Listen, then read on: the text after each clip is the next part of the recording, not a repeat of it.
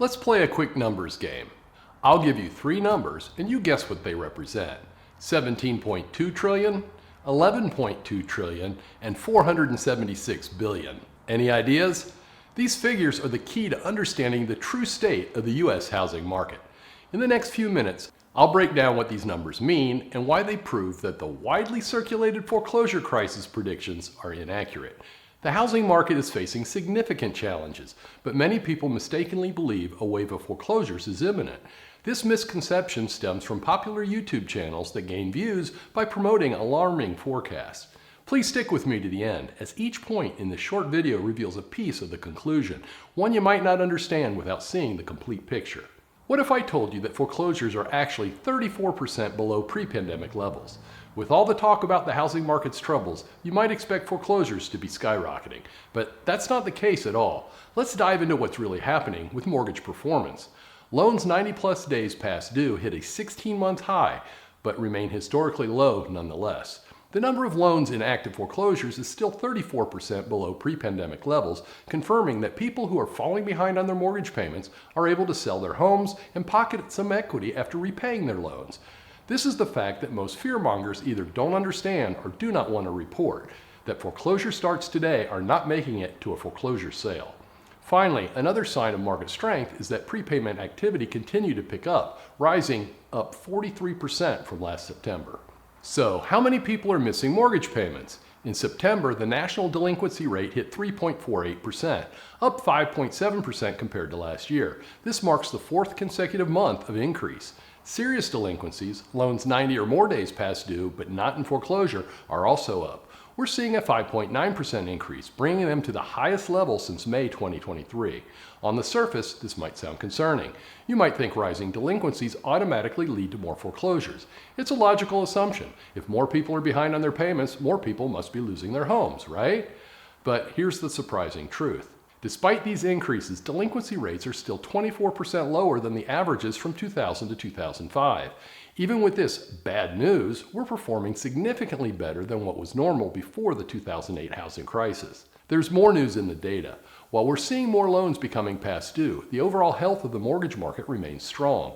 Prepayment activity, often a sign of a robust housing market, is up 43% from last year. So what does this mean? We're not heading for the cliff that some people want you to believe. Yes, home affordability is a major crisis. More people are struggling with mortgage payments, but that does not have to mean foreclosures are around the corner. Now, you might be wondering why these delinquent homeowners aren't losing their homes. Even with rising delinquencies, we're not seeing a corresponding spike in foreclosures. The reason? It all comes back to those numbers I mentioned at the start, but let's not get ahead of ourselves. If you've been following me for a while, you know my experience has taught me that informed consumers save money and are happier during their move. That's why I deliver market reports from numerous sources scrutinizing the U.S. housing market from all angles. Today's report from ICE Mortgage Technology looks at the housing market through the lens of the mortgage market, looking for signs of weakness that could forecast a foreclosure crisis. If you're not a subscriber, please click the thumbs up like button and subscribe now to get all my new content when it is fresh. If you really want to know what's going on in housing, to see and hear the data explained, to learn the tips and tricks that put extra money in your pocket, then subscribe now and I'll keep you in the know. Let's examine recent interest rate trends and see what ICE believes about where rates are heading. Forecasting mortgage interest rates rarely is successful over the long run, but ICE provides an update on recent interest rate trends and how they are affecting lending and origination metrics. ICE reports that after rates eased in September and the Fed cut its benchmark federal funds rate by 0.5%, positive economic and labor market news injected uncertainty for the Fed's future rate path, driving rates sharply higher. The 10-year Treasury rebounded after falling as low as 3.62% to reach 4.27% on October 28. According to the ICE U.S. Conforming 30-Year Fixed Rate Mortgage Index, mortgage rates also bounced up to 6.71% on October 28 from their 18-month low on September 16. I can tell you that it had an immediate impact in local markets, causing many buyers to push the pause button. Composite forecasts for mortgage rates from the MBA and Fannie Mac have yet to fully adjust but are now projecting 6.1% for the end of 2024 and 5.7% for the end of 2025. I'm not so optimistic. ICE also shifted its forecast upward as of October 28th, with the average rate implied to reach near 6.6% by March 2025, up from their last month's projection of 5.9%. If you're waiting to buy a home, hoping for rates to drop further, you might consider buying now to lock in a lower home price. Many new loans offer a free, one-time opportunity to lower your rate, so if rates do come down, you get the lower rate and the lower home price. The latest jump in 30-year rates has halted recent improvements in home affordability. After affordability hit its best level since early 2023 in September, rising rates have pulled some of the improvement back out of the market. You might think you know what it takes to buy a home, but the numbers tell a different tale. What if I told you that the American dream is slipping away for the average family? The truth about home affordability today might surprise you, and it's not just about interest rates. Let's talk about something called the National Payment to Income Ratio. It's a fancy term that basically tells us how much of your paycheck you need to fork over each month to afford the average home. And right now, that number is through the roof. Here's the deal. As of October, if you wanted to buy the average price home in America, you'd need to shell out $2,317 every single month just for your mortgage payment. That's not including property taxes, insurance, or any of the other costs that come with owning a home. Now, $2,317 might not sound too bad if you're pulling in a six-figure salary, but here's the kicker. That payment eats up a whopping 34.3% of the median household income. Let that one sink in for a moment. 1/3 of your income gone before you even think about groceries, utilities, or heaven forbid, a night out. And it gets worse. This 34.3% is nearly 10% higher than what Americans have been paying on average for the past 30 years. We're not just talking about a little bump in cost. This is a seismic shift in home affordability. No wonder we're seeing a pullback in demand for home purchases. After a brief glimmer of hope when mortgage rates dipped, we're right back where we started. Purchase applications have plummeted to levels we haven't seen since mid-August. People are looking at these numbers and thinking, maybe now's not the best time to buy. But here's the crucial detail that most reports are missing. The piece of the puzzle that really brings home the affordability crisis we're facing. The median income family can no longer afford the median priced home. Full stop. This isn't just a temporary blip or a minor inconvenience. We're talking about a fundamental shift in who can buy and who can't buy a home in America. Why is this happening? Well, it's not just about rising home prices or interest rates. Builders aren't producing affordable homes like they used to. Instead, they're focusing on higher-end properties that only the wealthier families can afford. And what about everyone else? They're being pushed into the rental market, where rents have skyrocketed over the past 4 years. This shift is changing the entire landscape of home ownership. We're looking at a future where owning a home might become a luxury rather than a standard part of the American dream. ICE provides a great image of the latest trends in for-sale inventory across the country. The number of homes listed for sale improved for the 8th consecutive month in September on a seasonally adjusted basis, with active inventory up 3.5% in the month and up 34% from the same time last year. There were 26% fewer homes listed for sale in September than in the average September from 2017 to 2019, leading up to the pandemic, marking the shallowest such inventory deficit since mid-2020. While the modest purchase demand has been allowing inventories to grow, there was a sharp return of sellers to the market in September as well.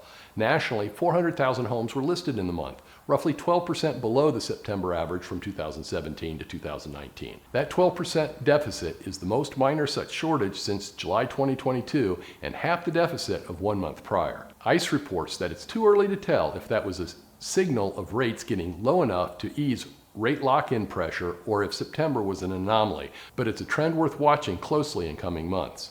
This graph shows the deficit of new listings entering the market. ICE reports that roughly 3 in 4 markets have seen improvements in the number of homes coming up for sale in the third quarter versus the second quarter, but noticeable deficits remain, especially in California and parts of the Northeast. In September, 13% of markets were back to normal levels, up from 9% in the second quarter, with another 24% within 10% of long-run averages, more than twice the share seen in the second quarter. Only 1 in 5 markets had deficits of new listings of more than 25% in September, down from nearly half of all markets on average in the second quarter. When looking at the third quarter as a whole, a handful of Sunbelt markets saw a surplus of new listings in the quarter compared with pre-pandemic averages, led by Lakeland, Florida, Nashville, Tennessee, McAllen, Texas, and Cape Coral, Florida. The most significant deficits were in California, with Sacramento, Fresno, San Diego, and Oxnard all having 35% fewer new listings than they would typically see this time of year. ICE tracks U.S. home prices with a tool it calls the ICE Home Price Index. Annual home price growth cooled for the 7th consecutive month to 2.9% in September, from a revised 3.0% in August and 6.2% back in February. On a seasonally adjusted basis, prices rose by 0.14% in the month, equivalent to a seasonally adjusted annualized rate of 1.72%, a modest uptick from August. While the market remains cool, annual home price growth rates, which have been slowing since February, could flatten or even tick up slightly over the year's final 3 months. Softer price growth late last year, when mortgage rates climbed above 7.5%, provides a lower starting point for year-over-year comparisons, which will give a modest boost to annual growth rates in the year's final quarter, despite current monthly gains running below their backward-looking 12-month average. One great way to forecast the start of a foreclosure crisis is with a study of the overall debt versus equity in the U.S. housing market. If the debt level is rising and the equity level is not keeping pace or falling, you can expect that more foreclosure starts will make it to foreclosure sale, as homeowners have no means to repay their debt. Imagine having a $200,000 safety net.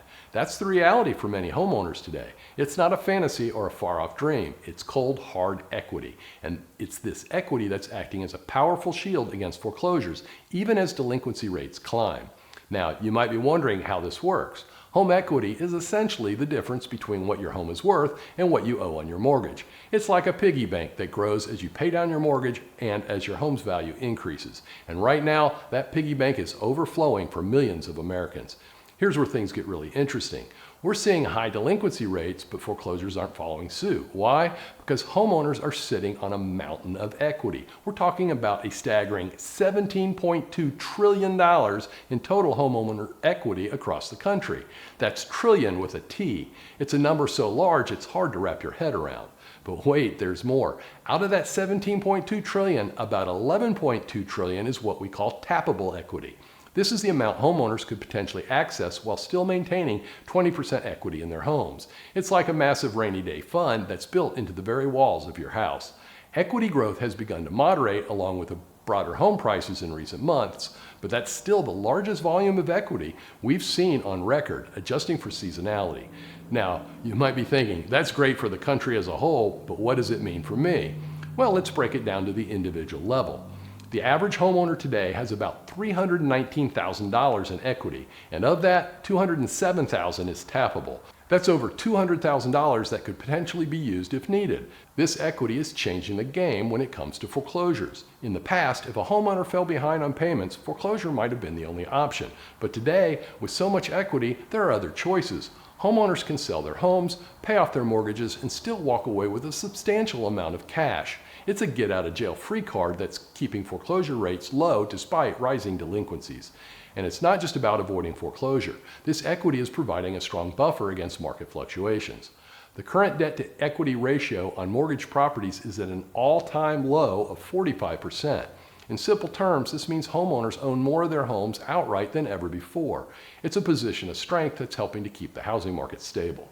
Homeowners are sitting on more equity than ever before. It's still sitting there, untouched. But here's the twist. The key to unlocking it might be changing right before our eyes. Let's take a closer look at why this treasure trove has remained sealed and how that might be about to change. We're talking about home equity lines of credit, or HELOCs. These are financial tools that let homeowners borrow against the equity in their homes. With all the equity we've seen building up, you'd think HELOCs would be incredibly popular right now, but they're not. In fact, homeowners are using them less than half as much as they have in the past decade. That means we would normally see $476 billion more dollars in the U.S. economy than we're seeing right now. So what's going on? Why aren't people tapping into this massive pool of wealth? The answer, as it often does in real estate, comes down to interest rates. Recent HELOC rates have been sky high, topping out at 9.5%. That's a tough pill to swallow for many homeowners. Let me break it down for you with some real numbers. Back in March 2022, if you took out a $50,000 HELOC, your monthly payment would have been $167. Fast forward to January 2024, and that same $50,000 withdrawal would cost you $413 a month. That's more than double. No wonder people have been hesitant to use their HELOCs. But here's where things get interesting. The tide might be turning. The Federal Reserve has recently made some cuts to short-term interest rates. This is big news for HELOC holders because these lines of credit are often tied to the prime rate, which follows the Fed's lead. So, what does this mean for the future? Well, some experts are projecting that HELOC rates could drop to the low 7% range by the end of 2025. That's a significant decrease from where we are now. If these projections hold true, that $50,000 HELOC withdrawal we talked about earlier, its monthly payment could fall below $300. Now, don't get me wrong, $300 is still higher than what we've seen historically, but it's a lot more manageable than $413, and it could be enough to convince many homeowners to start using their HELOCs again. This potential shift in HELOC rates could have far-reaching effects. Imagine being able to use your home's equity for major purchases, like buying a car, at a much more affordable rate. And remember, the interest on HELOCs can often be tax deductible, making them an even more attractive option for many homeowners. We've explored the housing market, and contrary to some claims, we're not facing a foreclosure crisis. While there are challenges like affordability issues and rising delinquency rates, homeowners have a significant cushion. The key is to focus on facts and data for an accurate assessment of current conditions. Ignore fearmongers and stick to reliable information. Don't miss our latest Zillow Housing Market Report. We've just released fresh analysis and crucial data to help you navigate the real estate landscape. Watch now to stay informed and make smarter decisions in today's market.